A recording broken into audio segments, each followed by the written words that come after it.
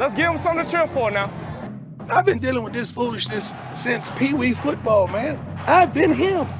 Time now for the College Football Inquirer. Here's Pat, Russ, and Dan. All right, welcome to the pod, and I want to start with this. Not really known as a big day in college football calendar, August 15, the Ides of October. The Ides of August. Oh. Huh? Bring a little literature in this. I want is every 15th the Ides? I guess the Ides of March was Shakespeare's thing, and that was March 15th. So is every 15th the Ides? It is on this podcast. It is on this. There podcast. We go. Ides of July, Ides of June. I don't know. What is that? Somebody Ides look that up while I babble through this. We're already off the rails. I screwed it up in the first minute. Now we're talking Shakespeare. Okay. Anyway, August 15th, the deadline in the ACC for a school to say, we out. We're leaving in a year. And lot of noise in Tallahassee, but there was no notice of departure given on Tuesday, which was August 15th, perhaps the Ides of August. So as far as we know, the ACC is sticking together for a little bit longer. There is still this big divide where you have four schools that refuse to add Cal, Stanford, perhaps SMU. And then there was this quote the other day from Nebraska AD Trev Alberts, who said on conference realignment to Amy Just of the Lincoln Journal-Star, I don't believe it's done. It's never been done. That's Mark D'Antonio, right? That's Michigan State thing. It's never over. That's a really aggressive quote for a guy sitting there. It's more likely than not there will be continued periods of angst. I believe the next go around, that's my basic conclusion, will be far more disruptive than anything we're currently engaged in. We need to prepare ourselves mentally for that. I'm preparing. I'm preparing mentally. That's such a great, there's just a lot in that quote. There's a why do I mean, I don't have to prepare. I don't. It's just going to happen. No one's asking me. You're not waking up in the morning, look at yourself in the mirror and saying, oh man, am I ready for realignment today? I got to get ready. Mentally preparing for periods of angst. That's also my general day. All right. Anyway, on to the topic. If the ACC isn't falling apart, at least until next year, do we really still have to prepare? Or are we okay for at least until next August 15th? Pat, what's going on in the ACC and what's going on overall? First, ancient Roman calendar, the Ides is a day roughly falling in the middle of each month. The 15th day of March, May, July, and October, and the 13th of other months, although it doesn't specify, I guess all the other months. Okay. Anyway, so there's your Ides. Right.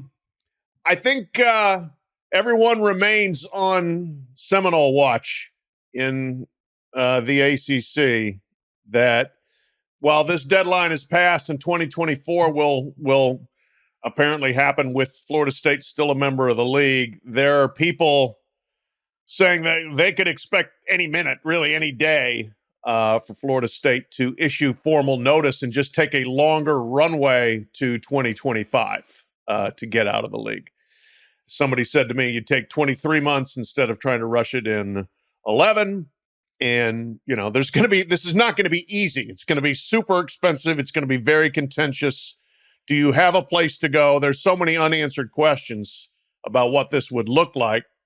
And so if Florida State is dead set on leaving, are they going to say here this week, next month, month after that, sometime in the fall, sometime, hey, we're out come 2025. And then the fireworks really commence. And, there's a lot of people who are supremely ticked at Florida State, the way they've handled it. Some people are saying, good riddance, will take all the money that it's going to cost them to get out and we'll spread that out amongst each other. And then there are other people like, well, wait a minute. Florida State is a big football brand and we are in a susceptible position here. You pull out one block from the tower and what else comes with it, specifically Clemson. That's the other thing to watch here. Yeah, I Pat nailed it with the timing. I think I never thought at least that they would do it this year. I think that because that is just so quick, and they've been preparing, I guess, but they've been building up to a potential exit in their comments this past spring and summer. Were pretty obvious that they've been building up for an exit, but it never, honestly, up until like a day ago when people started writing about it, it never even dawned on me that they would do it this year. I always thought it would be, it would be for next year. It would be for the 25 season at earliest, not the 24. So like, ramping up 2 years as opposed to less than a year is certainly more ideal. But there's no doubt, based on their comments and other things they've said privately within, I think, the ACC circles, so to speak, that they plan on doing something drastic at some point. There are a lot of questions around what exactly their plans are for the future. Is it, I think Sportico had about a week ago had a story about private equity and FSU using JP Morgan, basically for money, and building up some cash there, which could certainly be a sign that, they plan on some kind of exit that involves using that money, needing that money, which means they don't have a spot to land, which is probably pretty obvious, right? I don't think the Big Ten or SEC, as we've talked on the show before, are going to get involved in a grant of rights legal situation. So does FSU leave and then take a couple of years as maybe some kind of independent, or does it leave and maybe then get an invitation to another league? I don't know, but a lot of people have a hard time figuring out what they're going to do because if it will be worth whatever they're going to do, if it's worth it in the long run. I think for FSU, it's a long play. It's a 50-year play, not a 5-year play. That's kind of I think how they think of it. FSU, I think it needs to navigate this well. And I don't know I'm not advocating for leaving the ACC or whatever, but it's not located in a major city. It has tremendous tradition and is a good television draw and all that. Obviously, its alums and students are all over the state of Florida, but I don't know that. I don't know. It's not. I don't know what this. It's not Texas. It's not Oklahoma, right? That they always knew there was going to be something for them. There probably is for Florida State, but it's not perfect, right? So what they do and where they go, and I will say they're 8th in the poll, preseason poll. Mike Norvell's got them back, and that could be a good time to try to strike. If you were Florida State, okay, so periods of angst. I'm mentally preparing. I am listening to Trev Albert, and I am mentally preparing here. So if you are Florida State, you need to get out of this thing before anyone wants you. The SEC is very content right now. The Big Ten is not. I think the Big Ten is in panic, a little bit of panic. I think adding Oregon and Washington was a panic move. I'm not sure. They just grabbed them for the sake of grabbing them. It's not that they hurt the league. I just don't know how much they helped the league. And I think they could have got them later, but whatever, they got them. They're coming. But would the Big Ten would probably get them? Maybe, maybe not. Maybe the SEC does it. If you're Florida State, where would you want to go? And who do you think would be more likely to jump at you, SEC or Big Ten? Pat, we can start with you. Yeah. You want to go to the SEC because that's your backyard. That's where you recruit. That's where your fans are. But do any of those things even matter anymore? I don't know. I do think the Florida resistance is real and significant. Florida is a major, major player in the SEC and is still to everything I've seen, the biggest brand from a TV standpoint, et cetera, in the state of Florida. They've underachieved recently in football for sure, but they're not sitting there saying, come on, Florida State, let's be pals here. So there's that. It's a question of, does the SEC want to add another school in a state where they've already got the TV market, so to speak, which is the same issue with Clemson in the state of South Carolina, with another school you've already got there and a school that doesn't want its arch rival in that league. So while that's the geographically advantageous spot, I don't know whether it's the logistically capable spot. And so I think the Big Ten is what you're hoping for. And, there's the same issues there that some other schools are going to face going into the Big Ten. Not as much from a travel standpoint in terms of time zones and that sort of thing, but it ain't easy. And, you're going to get from Tallahassee, which is, not exactly your major airport hub, to Iowa City. Enjoy it. That's great. You want to get from there to Eugene, go for it. Have fun. So I don't see anything as like this perfect landing spot. Like basically Texas and Oklahoma went to the slam dunk, right? I don't think there's a slam dunk for Florida State or Clemson here. We talked about it before, but the SEC, there's a lot more attractive teams in the ACC for the SEC. Like Pat said, they already have the state of Florida. They already have the state of South Carolina, and so they already get in market rates for TV with TV shares, and so getting a new state and getting a new in market rate increase in a new state. And I know all that stuff can be complicated. It's just basically more money from TV if you're in a new state. North Carolina and Virginia make a lot of sense as far as getting in those states more than it would getting another school in Florida and another school in South Carolina. I would think, like Pat said, I would think Florida State would prefer the SEC given geographic and cultural the situation. But yeah, it might be. There might be more of a chance that it's Big Ten if the Big Ten moves south. We've seen the Big Ten move west. We've seen the Big Ten move east. When will the Big Ten go south, or will it ever go south? I don't know. But certainly the SEC, I think, would probably, even though it's content right now, and it might remain that way for a while, if it does look to expand. The more valuable teams out there for it, Florida State and Clemson probably aren't necessarily 1 and 2. They might be like 4 and 5 or something, but they're probably not 1, 2. Yeah, I agree. I think Notre Dame's number 1 draft pick for everybody. Mm-hmm. North Carolina might be number 2, and for Clemson, Florida State, Virginia. Big Ten could go south. They could go north. University of Toronto. I don't know what. Maybe they just never know what the Big Ten. All right, we should have a snake.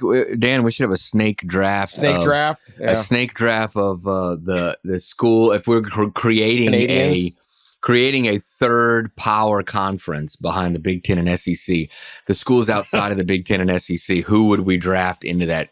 Yeah, league? that'd be good. I like it. That's not bad. That's a good one. Maybe we can do that. Alaska Fairbanks, national champions in rifle, baby. That's right. They did do that. I don't know. That might be what Trev Alberts is talking about. So mentally prepare yourself for periods of angst. To me, there's nothing going to happen until the ACC busts up, or Notre Dame isn't going to tip until they have to. There's nobody left to take. So, but it's there. All right, Ross, along those lines, go ahead. Just real quick, sorry, but along those lines of the ACC busting up, one of the things some ACC members are furious about is that they believe they would have 11 out of 15 votes to add South Carolina and Cal. They need 12. Florida State is one of the nay votes. Stanford and Cal. My and I know it makes no sense. Like, I think people figured out that they weren't going to add South Carolina, but anything's possible. It's periods of angst. Don't start rumors, Pat. I'm so angst-ridden I can't even talk right. Alabama to the ACC. Yeah. Why not? Start the rumor. Yeah. Stanford and California, 11 out of 15. They need 12 out of 15. One of the no votes is Florida State. And people are like, look, man, if you're leaving, why should you be the one holding up what the majority of us want? So that's another part of this whole thing. Florida State, Clemson, Ross brought that up last time. Yeah. That USC blocked the Pac-12 from expanding, and they leave. It's a little dirty pool, man. College football playoff. Will the format get shaken up? We have 2024 this year, 4 teams. Normal, what we had. 2024, 12 teams, 6 automatic bids, 6 at large is what's on the table. That was done when there was a Power 5. There is now a Power 4, kind of. It's kind of a Power 3.5. I'm not sure what we're calling Power.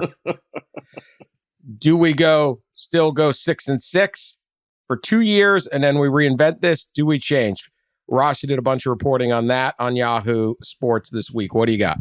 Well, yeah, one of the ideas of creating the 6+6, which is the 6 at-larges for the 6 highest-ranked teams and 6 automatic qualifiers for the 6 highest-ranked conference champions. One of the motivations for that was conceivably you would have every Power 5 champion in plus one automatic bid to the highest-ranked group of 5 champion. So, and I think if you did the math from the past 10 years, you would have gotten that except 1 year where the Pac-12 champion wouldn't have made it in, actually, and you'd have 2 group of 5 champions in. That was just one of the last 10 years, and it was the COVID year, I believe. So now that you have 1 fewer power leagues, even if the Pac-12 were to rebuild or something, it wouldn't be a power league, obviously. It would lose A5 status, and most certainly it would be stripped of its power status when it comes to the CFP, which is very important. People make a big deal out of what is power? What does power conference really mean? Is this just a media-driven thing? No, it's a driven thing by the CFP. It's a revenue distribution difference, between a huge revenue distribution difference. So they won't be a power league by the CFP standards, even if they rebuild. Which means you go back to the formula, right? And you'd have conceivably every under the 6 and 6, you'd have every Power 5 champion, all 4, and then you'd have the next 2 group of 5 champions, and so you'd have 2 G5s, which your second G5 that would make the playoff arguably could be outside of the top 25. There are probably years where the second best G5 champion team was outside of the top 25, which nobody probably really wants, except the group of 5 probably. But even some of them would agree that this needs to be a debate and a conversation. So the thinking is the easy solution to this is just take away 1 automatic qualifier and go from 6 to 5 and add 1 at large spot, go from 6 to 7. So a 5+7 instead of 6+6. But there's also the proposal that the SEC threw out there last year, which didn't garner enough support, but it's best 12. Just like we do the top 4 right now, make the playoff, it would be the top 12. So there are no automatic qualifier spots. I don't think that would have traction outside of maybe 3 leagues, Certainly the Big Ten and SEC probably would be in favor of that. And that's a whole nother dynamic, right? Like the Big Ten and SEC have gained. Who's the third? Well, I mean, I was thinking maybe either the Big 12 or the ACC might want suicidal. That. Maybe yeah, that's not thinking forward. Yeah. Yeah. Okay. Yeah, I think it's but, 2 teams. Yeah. Go ahead. Yeah. I mean, I think that a whole part of this too is the authority and the strength and the power and all that of the Big Ten and the SEC, and how with 1 fewer power league, those 2 leagues become a little more powerful. So could they get together and say, hey, we're going to take our ball and go home if we don't do best 12? Yeah, they could, but it takes a unanimous vote, 11-0 or 10-0, if the Pac-12 is no longer exist, I guess, to pass a change in the playoff format for 24 and 25 seasons. 26 and beyond is open, right? There's not even a media contract right now for that. So it'll be fascinating. August 30th, they meet. It was a scheduled meeting to discuss a lot of minutia of the expanded playoff. Now it'll be a discussion of format, and hopefully they can get this done quickly, unlike the last time.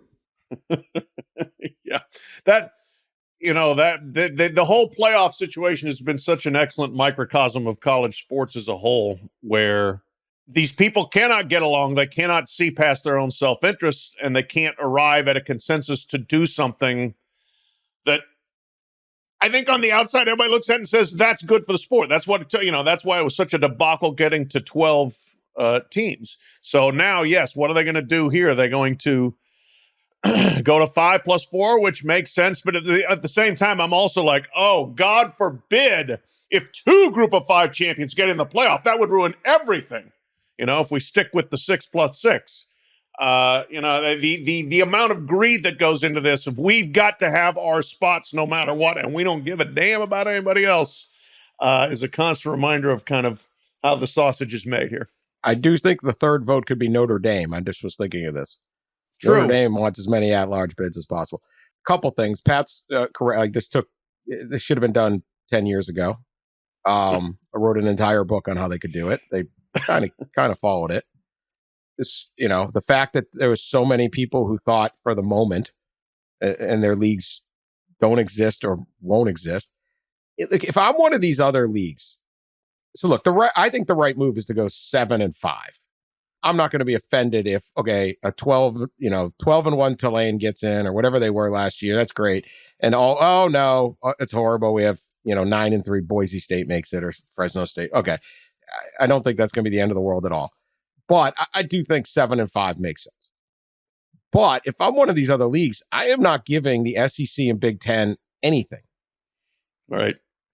I am saying, hell no, we got this agreement. We're going 6-6. Okay. Deal with it. Because what are you doing? You could curry favor, supposedly, with these leagues.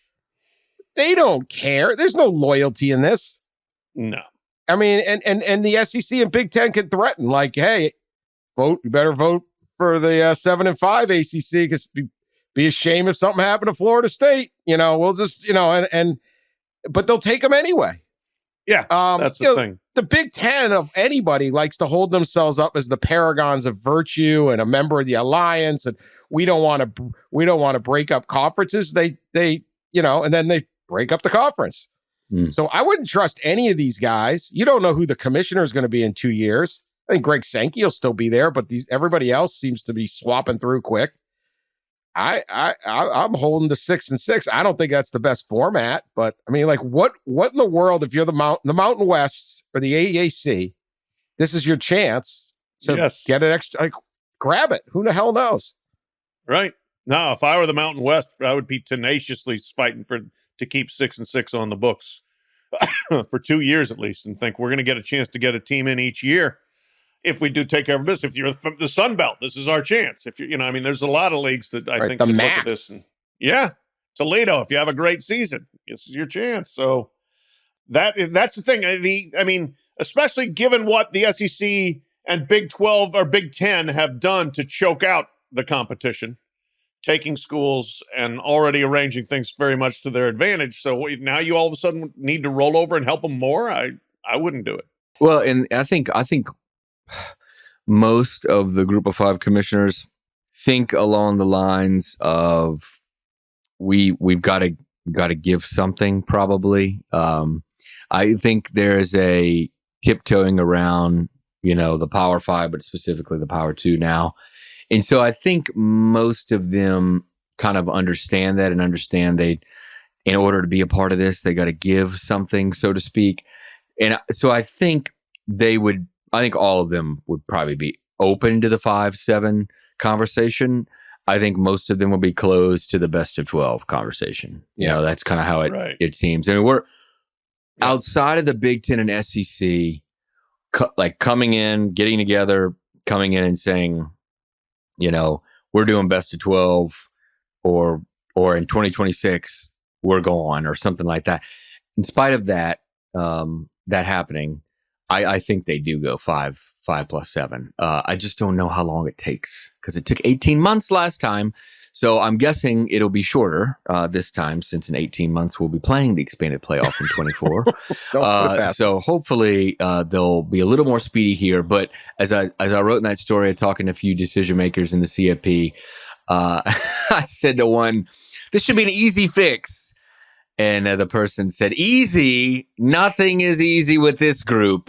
So brace yourselves. There's also the fact that, you've got three things here. You've got format, you've got weighted decision-making, and then you've got revenue distribution in the CFP. And I think the SEC, Greg Sankey has told me that they want all three of those things to change, if not for 24, 25, for 26 and beyond. Right now, the revenue distribution, if you don't have the Pac-12, that revenue's got to be redistributed in the SEC and maybe the Big Ten too, and probably the Big 12 want the distribution based on the number of teams that a league has, the base distribution right now. That's not the case, which, like, for instance, in base distribution last year, Alabama got the same as UCLA, right? Because they're both Power 5 and they got the base distribution was the same, even though the SEC had 14 teams, their per school SEC distribution was lower than the Pac-12, which no longer exists. So that was like, that's got to get fixed. I'm sure it will. And then the weighted Alabama voting. needs a bigger waterfall. They need a bigger waterfall in Alabama. Come on. Need a bigger waterfall. What are they shopping at Costco down in Tuscaloosa, clipping coupons? Come on. The size of the league? Yeah, well, yeah. Hey, Dan, you've got the ACC's got 14 members. The Big Ten's got 18 members. That's 4 more schools. So your average, that was your dumb ass to keep adding people. Well, that's true. That's true. Nobody made them. Good point. The third part of this is God, this is petty. Don't you act shocked, Dan? You act shocked. Oh, I know. This is. We were stupid and we took Rutgers and Maryland. Now you got to pay us for it. Come on. You're already getting all the teams in. That's right. it. And you do get a certain amount per team per win. There's a performance base. These guys will fight as part of over this everything too. Ugh.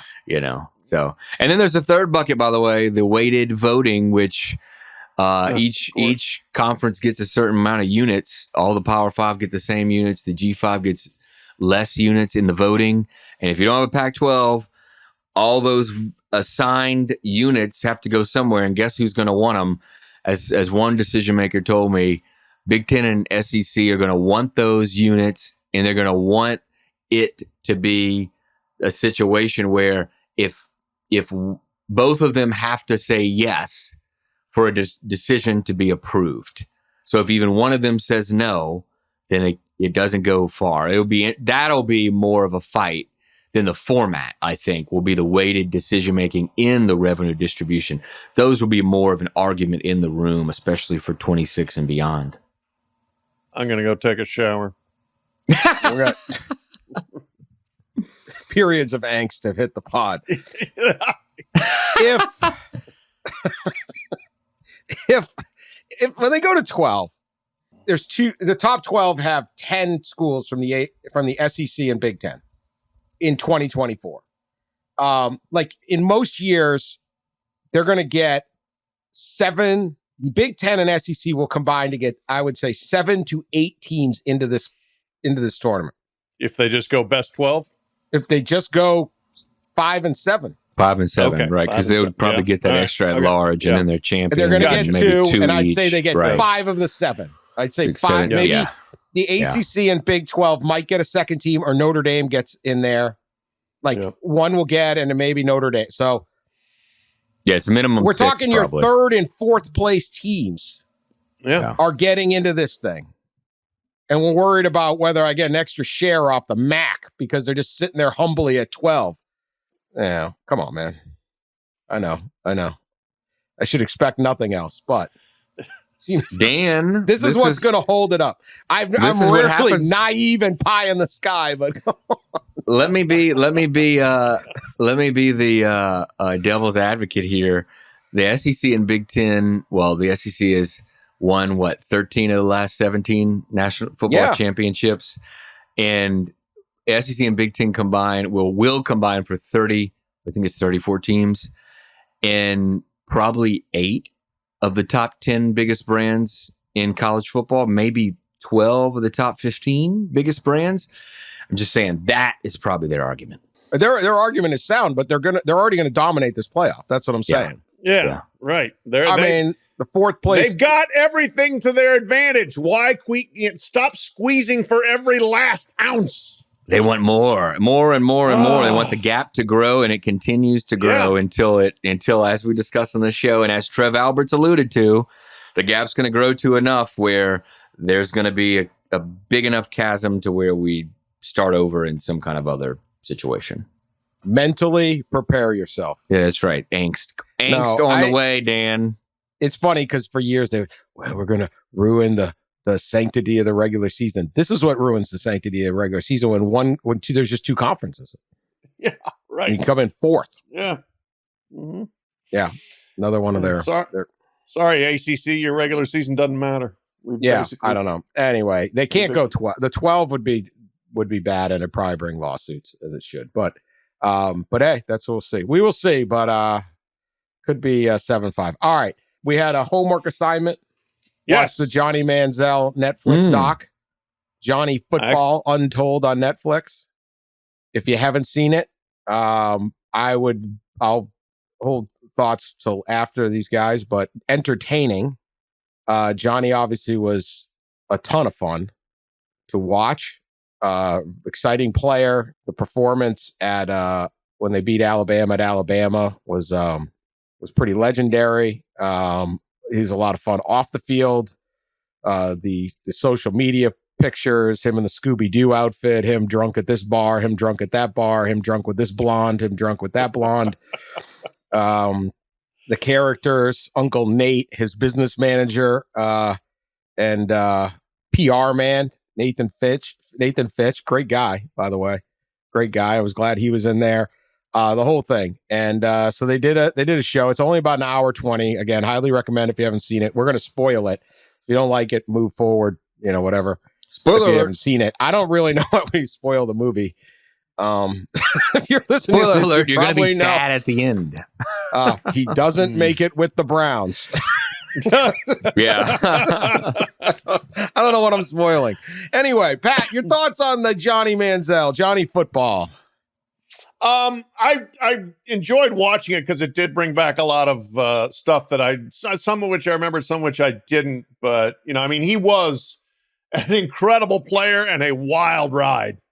There was just so much going on with him all the time. And I remember I covered the first game he played. He was a redshirt freshman, and he was the starter against Forde, and it was Texas A&M's first game in the SEC. And I didn't know who he was. I don't think that many people did outside of the state of Texas. And he was good. They kind of glossed over in the movie like, oh, that first game was rough. I'm sitting there watching it, and I would like to go back and find my live tweets from that game because I was like, this dude can scoot. He can run. He's got a lot of improvisational flair. I had gone with Mike Slive on the SEC jet the night before the game to Florida, to Texas A&M. It was their first game. Slive gets feted by these bigwigs from A&M, and I can't go in the room for the dinner, but I can come in afterwards. The A&M bigwigs are sitting around, and they're having their glass of wine and their cigar, and they're going to go to midnight yell practice later, and then the game's at noon. And I'll never forget, one of the trustee guys sits there and he said, they've given Slive a pair of boots. And it's sitting there and he said, in 50 years, we will be the controlling brand in the state of Texas. And that's what this was all about for A&M. We're just years. To stick it to Texas. Yeah. Hey. Yeah. Nobody thinks that far ahead these days. Yeah. God, is the world going to be here? Yeah. But everybody's like, yeah, sure, okay. And then you go watch Johnny Manziel the next day, and you're like, oh, they might have a quarterback here. And then his stock just soared after that. And he had that great season, wins the Heisman Trophy. And he backed it up, and he was damn good in 2013, too. They glossed over the 2013 season. I covered the game against Alabama, the rematch that Alabama won. Manziel was incredible. Threw for 464, ran for 98, 5 passing touchdowns. He almost won that game by himself. So he was just a great college talent. There's a lot of the story that is disconnected. There's a lot, I think, behind the scenes of who knows who and doesn't, who they wanted to be in the film and who they didn't want to be in the film. But I really enjoyed watching it and just kind of reliving the Johnny Manziel experience, although it doesn't seem to be trending in a great direction. I enjoyed it. And I only covered, I think, one of his games. I was the LSU beat writer, and I covered the 2013 game at LSU where old defensive coordinator John Chavis had Johnny's number, both games, both 12 and 13. I think they were 2 of his worst games ever. But I enjoyed the doc, and but I was left sad. I mean, at the end of it, it's like, God, it was just, you just come away that with this feeling of sadness for this person who clearly at some point did not like playing football. Just did, especially in the NFL. But there were times too in college. It just didn't seem like he wanted to play football. He wanted to do other things aside playing football. Some of them involved Vegas and hotel rooms and powder and liquid and but yeah, it just kind of left me kind of sad. And just, obviously the media attention. One of the scenes is I think it's the Alabama game. After the Alabama game, he walks out of the stadium trying to look for his parents, and he can't find his parents outside of the stadium because of the massive throng of Texas A&M fans who are like trying to kiss him and hug him and get his autograph and all this stuff. And he saw his parents. I think he saw his mom from afar. And his mom, in the interview in the documentary, said she'll never forget the look in his eyes. It was just this like almost fear. And it's almost like that's when it started with him, where he went kind of downhill mentally, I guess, from there, and just didn't necessarily love, all the attention, and got to the point where didn't love the game, and it was just sad. Yeah, I mean, it was, like I said, I thought it was very entertaining. I wish there was more about the Browns. I actually wish this was like a two-part. Yeah, it could have easily been 2 or 3. The Browns part, for 2 years of total mayhem, too. They did not do enough time on the Billy Manziel, trying to pretend he was Billy Manziel with his fake mustache in Vegas. The sensation, though, was incredible. I remember the second Alabama game. There was Pat's dropping like we're gonna have to revisit this wine and cigar party you were at with Mike Slive, plus flying on the SEC. Well, we will revisit that another time. This is not.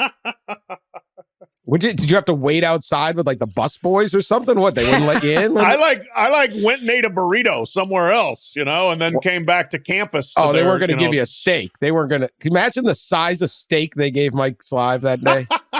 Bigger than Mike Slive. Yeah, probably. Yeah, they went up to, what is it, Amarillo, and got that big old thing. Big Tex. Yeah.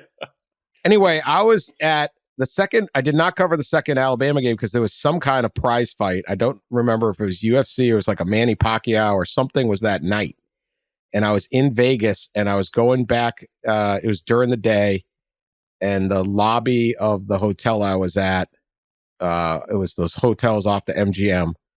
And I stop in the lobby. I was in there maybe with someone else to watch the game.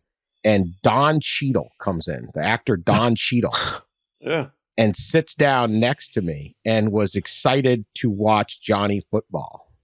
How about that? And I just remember being like, he met far cooler people than Don, although Don Cheadle's pretty cool. But, and I think that was like this wild, like they would go to the party and Justin Timberlake is excited to see Johnny Football.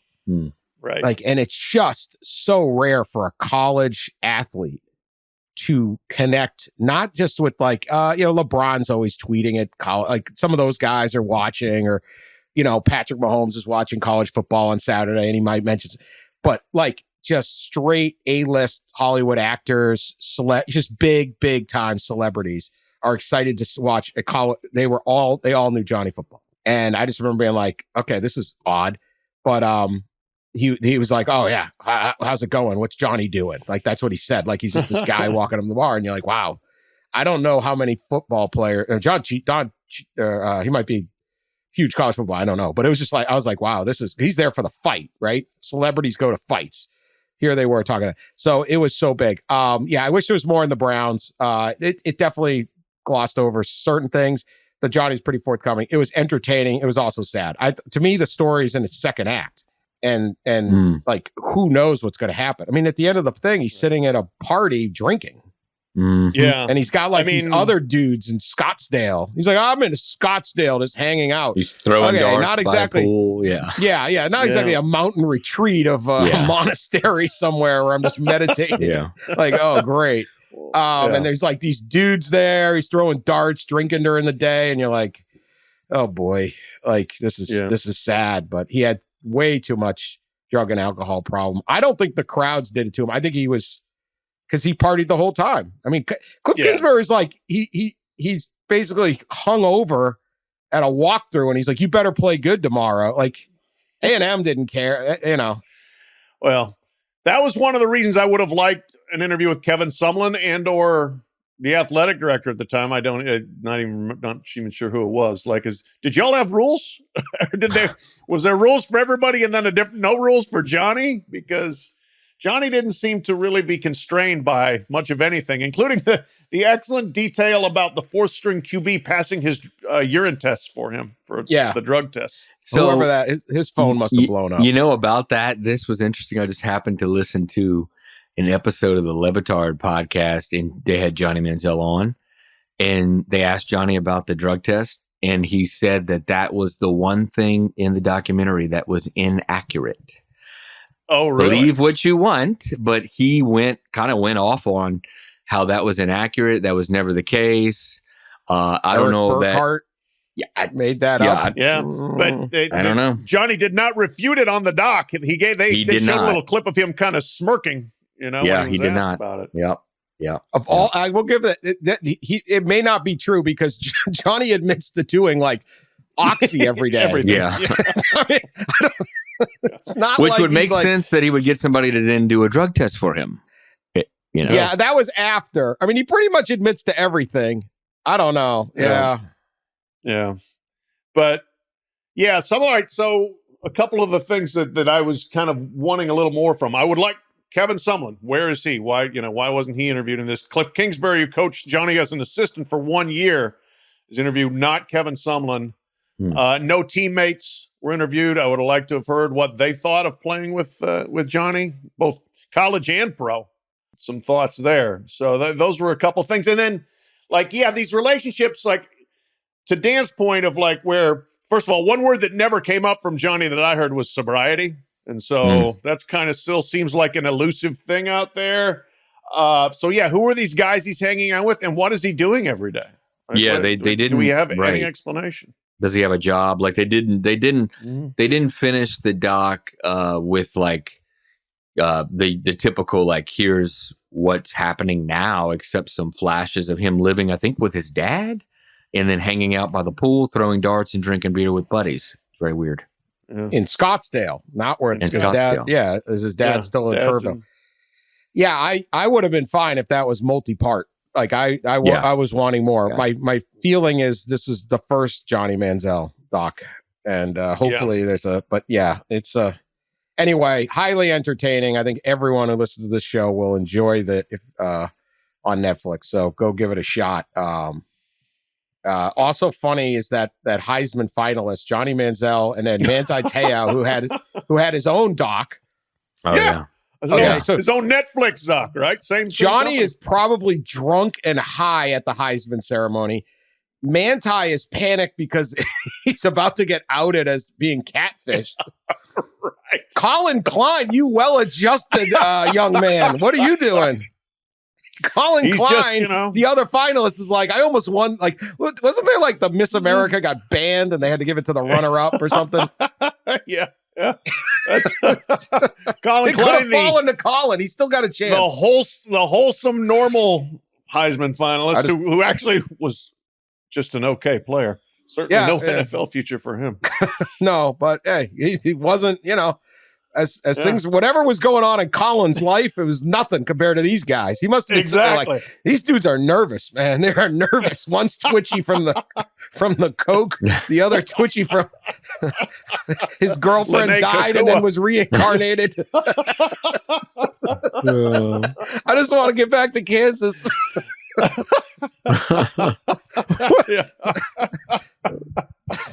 What is going on? Oh, this is riot. Great Heisman ceremony, folks. Good job. All right, we have one more Hollywood and college football. You want a sequel? How about Blindside 2? This could get interesting. Blindsided. Yes. Blindsided. That's exactly what I Blindside was thinking. 2 is going to get ugly. As the heartwarming and inspirational tale of Blindside 1, where a wealthy suburban Memphis couple bring in a disadvantaged but highly talented young inner city youth, put him up in their house and turn him into a Super Bowl champion. Turns out to be maybe not so true. Or maybe it's not all hunky-dory. They didn't all live happily ever after. Let's put it that way. Michael Oher has sued the Toohey family, Sean and Leanne Toohey, claiming that they never adopted him. They simply put him in a conservatorship, but then sold the story of the adoption and then set up a deal with 20th Century Fox for the Blindside movie, which where they got 2.5% of some portion of revenue and I think $250,000 up front, and then shared it with their 2 birth children who are in the movie and not him. And then, of course, the movie has, Sandra Bullock and starring turns by Coach O, Nick Saban, all sorts of guys are in there. It's pretty good. And makes, hundreds of millions of dollars. Now, the Tooheys have responded vehemently saying this is garbage. They have proof. They can show the contracts that show they never did. They never, any money they shared equally with all the family members. And Michael has tried in the past to do this. They called it a shakedown, and other lawyers wouldn't take the case and all that, and they're humiliated and all that. We'll see who's right and wrong. I don't think any of us are in position to say who's right, who's wrong. The interesting part is, indeed, they never adopted him, and the Tooheys said they had to put him in a conservatorship so the NCAA would let him play at Ole Miss. Michael was 18 before he ever moved into their house. One thing I can say that is not true in the movie, they did not find him like standing in the rain. That was always not true. It's Hollywood, right? But people take this stuff like deathly seriously. He was not just wandering the streets of Memphis. He was already enrolled at that Tony little private school they have. What is it? Yeah. Blairwood or Blair? Briarcrest or something. Briarcrest. Right. Hugh Freeze was the head coach. Yeah. You think Hugh didn't know there was a kid wandering around and got him on the team? I'm pretty sure. Yeah. So he was already in the school. He often lived with teammates and classmates who would crash at their houses. And it wasn't until after, and he was an all-state player as a junior. He was not this unknown recruit that needed Sandra Bullock to teach him pad level at practice. That was always the worst part. You think Hugh Freeze is letting Sandra Bullock hang out at the practice? Although maybe Sandra Bullock wants to come to... Yeah. I mean, a little bit of a distraction for the players, no? Well, Hugh's been distracted before, and this is Sandra Bullock. She can come hang out at work, any of our works, I'm sure. Anyway, back to the topic. He was already, so they took him in the senior year, the summer before his senior year, when he was already a big recruit. And he lived, and look, they put him in the house, and they got the SAT tutors and all that. Were they just helping somebody out? If so, that's a Hollywood movie. Were they doing it because they wanted the kid to go to Ole Miss?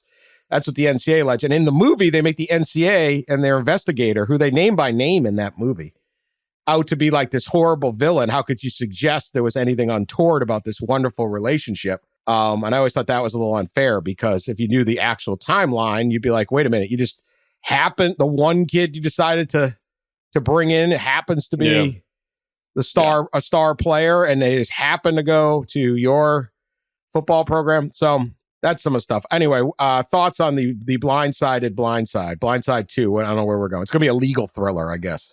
Yeah, it's pretty jarring twist to it all, that's for sure. And I don't know who's lying. I don't know who's telling the truth. It's probably somewhere in the middle. With all of this, there's probably some amount of blame or culpability to go around. As you certainly pointed out, Dan, that Hollywood likes to put things in tidy boxes with nice bows on them, and that's probably not the case here as far as who was being opportunistic, who wasn't, and who was telling the truth about things and who wasn't. The one thing I will say, Michael Oher's now 37 years old. I hope this isn't strictly just a money play for a guy who mismanaged a 7-year NFL career in terms of getting paid. He's a first-round pick. Again, 7 seasons in the NFL, so he should have a considerable amount of money. I think he made just under $40 million, but yeah, I don't know if he blew it. People are saying that, but listen, we're just talked about the SEC and the Big Ten saying we want more. They ain't broke. Yeah, true. Everybody wants their cut, right? Yep. So I don't know. I don't know, but it's a good. I don't know whether it's good, but it's a bit of a jarring pullback of the curtain on the way some things are packaged and presented. I'd kind of like to hear from Michael Lewis, who wrote the book. He's only part of the book is this, because he knew the Tuohys. Yeah. And then people would buy that book. They watch the movie, they buy the book, and then they'd get very disappointed that most of the book was about offensive linemen. Right. Yeah. But the Michael lead is about Lawrence Taylor breaking Joe Theismann's leg. Right. It's all about and why you need linemen. left tackles. Yeah. Yeah. Lewis obviously wrote The Big Short, a ton of great writer. But I don't know. The money situation's interesting to me. And so I think it was in stories I read, including your column, Dan. So they were promised 2.5% in royalties, and maybe which came to $7 or $8 million, and then they signed for $1 million the family, right? $250,000 each. But then there's some contention that they say that's not true. That's what Oher says. They say no. The dad told the Daily Memphian that they each got $14,000. I will say, if I was going to make the cuts here, again, this is very SEC Big Ten. I'm not sure that pie shouldn't have been 50% Tuohy family, 50% Big Mike. Right. Not, Right. Yeah. Thanks for coming, older teenage daughter, but you really were a bit player in the movie. Yeah, the kids each got $250,000 allegedly, right? Well, allegedly. Now, SJ was on Barstool Radio. He's claimed over the years he's made about 60 or 70 in royalties. So there are no facts right now. That's why I don't want to say. Yeah. I mean, people went crazy and they're like, the Tuohys are the worst. And it's hold on, man. You can say anything in a lawsuit. I always hold up. Yeah. Hold up. So I don't know, but it's not good. And it's unfortunate because it really was good. Would you watch the movie again? Well, now I think I'd watch it with a jaundiced eye and be like, I don't know about that, I'd watch Blindsided. Blindsided. Yes. It's going to be. This could be the next Netflix doc. Yeah. Blindside 2. There is a great, I don't know if it's a Saturday Night Live skit or whatever, where the Leanne Tuohy, they use the footage from the movie and she kidnaps Peyton Manning and makes him stay in the house. It's really funny if you look it up. And Peyton has to go along or he's going to get killed. It's very good. Which leads me to my Peyton Manning thing. He is going to be a professor. Oh, yeah. The sheriff is now a professor. He is joining the University of Tennessee, Knoxville's College of Communication and Information faculty. He's going to give some different lectures. Now, obviously, great football player, but his Omaha productions, he's deep in the media. I would like to take this class. Oh, hell yeah. Yeah, he's more successful at this than me. Also football, he's better. I'm acting, all the different stuff. But pretty interesting. He's going to teach classes, not teach, but lecture. I don't know. Eli has weighed in and said it is an easy A and encourages everyone to take it. Ross, will Peyton Manning be an easy grader? No, he doesn't seem like he'd be an easy grader at all. He seems like he'd be a stickler, especially for details and penmanship, even and all that stuff. Man, I wouldn't want Peyton. Eli seems like he'd be a little more carefree. That looks like more of the easy A. And then Cooper, you could probably just fly right through all his classes. He would do the outdoor lectures on nice days, right? Yeah. And like afterwards, hey, I'm going to go over and across the street and get a beer. Who wants to come The with me? local bar is open. Yes. Go drink Yes. with the professor. Yeah. I know. I agree. Peyton gets after those QBs on the Manning cast if they like. There's a check down. It's right. Oh yeah. Pat, would you take? What do you think? Easy grade? No, absolutely not. No, I see Peyton up there in the lecture hall, looking up at the students, and he's like reading a defense. Row 13, seat 11, sit up straight. Row 4, seat 3, you're not paying attention. I need you to be taking notes. Let's go. You came in 1.5 minutes late. You're going to run after class. Yeah. Pointing. Yeah. Omaha. Yeah. All right. I'm deep now in the depths of these NIL vodka and beer.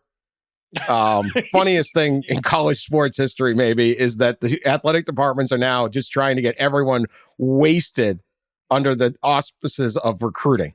They use recruiting to do everything, and now everyone's got a vodka, everyone's got a whiskey, everyone's got beer, right? So I've been praising various ones. I think West Virginia is going to be hard to beat. I'm not getting into all. I see you, Cincy Light. Like until stuff starts showing up on my doorstep, you're off the list, though. I'm just saying. Exactly. You've opened up Pandora's box here. Yeah, well, I might as well open up stuff. some beers on the weekend if I'm going to start hyping all you guys. But I will do this one. So far, the best NIL beer I have seen comes from Kansas State and the Manhattan Brewing Company, which has the Tang Party. Jerome Tang, Coach Tang, has his own beer. The Tang Party.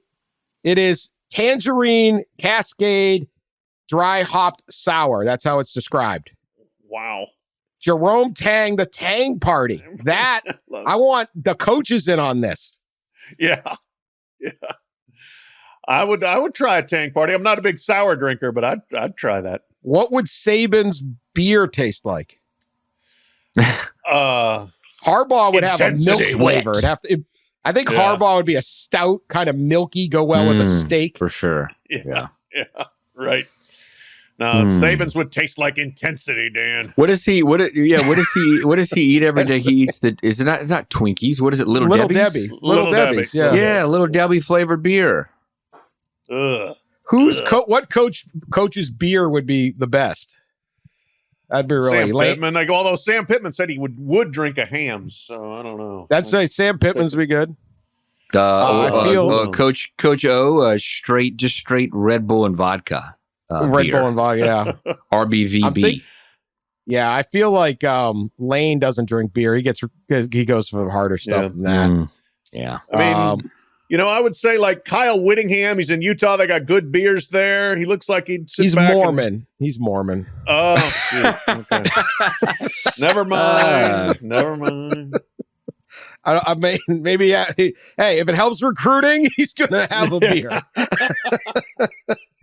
Like, look, man, it's the only way you're winning the Big Ten. You're in the Big 12 now. West Virginia is drinking their ass off and beating you on recruits. I know your religious beliefs, Coach. No, I don't know. I don't know. We might need to do more work on that. We got to think about this a little bit here. Yeah. All right. We'll work on it. Additional alcohol news. This is quite a thing. Eggo waffles. We all know Eggo waffles. Staple of the rushed breakfast. Lego My Eggo. Lego My Eggo. It is teamed up with the Sugarlands Distilling Company, and they are launching Eggo Brunch in a Jar sipping cream. What? It is a liqueur that seamlessly blends the flavor of toasted Eggo waffles, sweet maple syrup, rich butter, and a hint of smoky bacon. So there is alcohol in this thing. It's like a cream deal. They even have a picture of a nice little put it in a nice glass, and you have a little small Eggo minis, and then a piece of bacon in there. Wow. Is this the only 850 is this the end of calories. America? Is this the end of America? We're now drinking through our Eggos, Drinking brunch, which already was bad for us. Yeah. Sounds like an absolute catastrophe of mashed up artificial flavors there. I would defer to Ross. Ross is a little more of a liquor guy than I'm more of a beer guy, so I would defer to him on the Ego liqueur. Yeah, this sounds like a lot. Is it thick? I wonder how thick it is. I wonder the consistency. Yeah, it's got a cream. Man. Yeah. Oh man. So it's like a milkshake. It sounds like a Lego milkshake, which could be good, I guess. But Eggo flavor, Eggo bacon and maple syrup egg milkshake kind of thing with booze in it. I mean, it's probably tastes good. I don't know that I could choke down a whole one, huh? I mean, God. Well, okay. What do you do when you're these 9 a.m. kickoffs? They're going to have some of these West Coast teams. That's true. Oh, you're saying turn to the Lego brunch shake? Yeah, I think this could be a tailgate thing. Yeah. Get ready, West Coast fans. Yeah, when you're getting up to see the Washington Huskies play the Maryland Terrapins at 9 a.m. Yeah. Enjoy your Lego Eggo. Something to take the edge off.